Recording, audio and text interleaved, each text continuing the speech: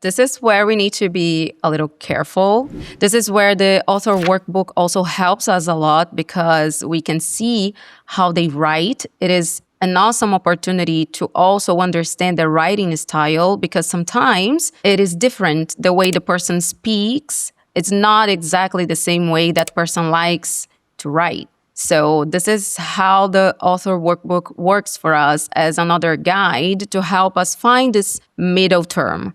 And of course that we have this inventory of what's a spoken pattern, what are words that it's everyday use. So we also have this idea.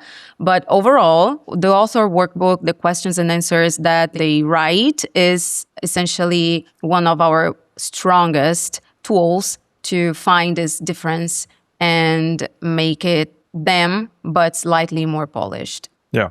What we see increasingly, and I'm sure that you see this more than I do at this point, is that increasingly, whether it's the author workbook or people bringing in their ideas, more frequently people are using tools like ChatGPT, and AI has its place and it's a great tool. Yes. What are some of the pitfalls that you see when people use tools like ChatGPT to fill out their author workbook? It's a dangerous decision because sometimes AI can turn your voice into something much more generic. So it's not going to sound like you. It can sound polished, it can sound professional, but it doesn't sound like you. And this is something that we absolutely want to avoid because if you think about it, you want to handle those books for family, friends, and to your clients or maybe your team as well. And all those people know you very well and well enough to understand that this doesn't sound like you. So we want to avoid that, definitely. It doesn't mean that you are completely forbidden to use AI tools while writing in the author workbook, but it's very useful to try to ask at least to ChatGPT or whichever AI tool you're using to preserve your voice. Yeah. It's something that we like using. And also, there's something about our process that I do like very much, which is the sample chapter that we produce.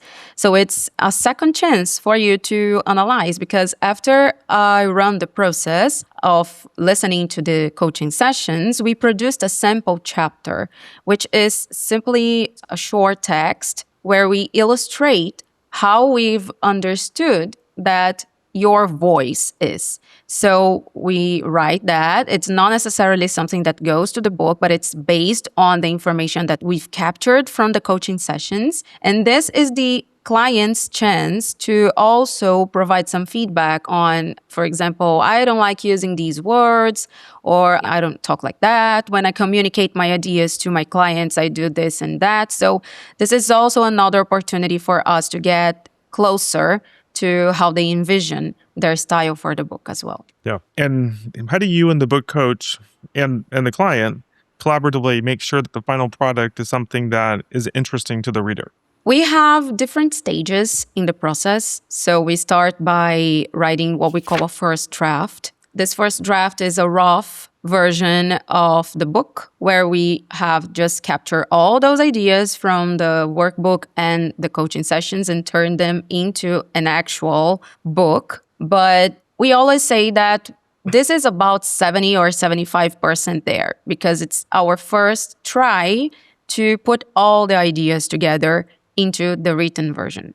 This goes to our clients, and then this is where we start to discuss what they like, what they don't like, if they want to include something else, if there is any idea that should be expanded or trimmed depending on how complex they want their book to be, if they want to add different chapters or remove different chapters. So this is how the process goes, and I like how collaborative we are because then we can refine it as much as possible to become something interesting to their audience as well, because the authors know their clients better than us. So they will know what's interesting for them. And this is the greatest advantage of this collaboration that we do.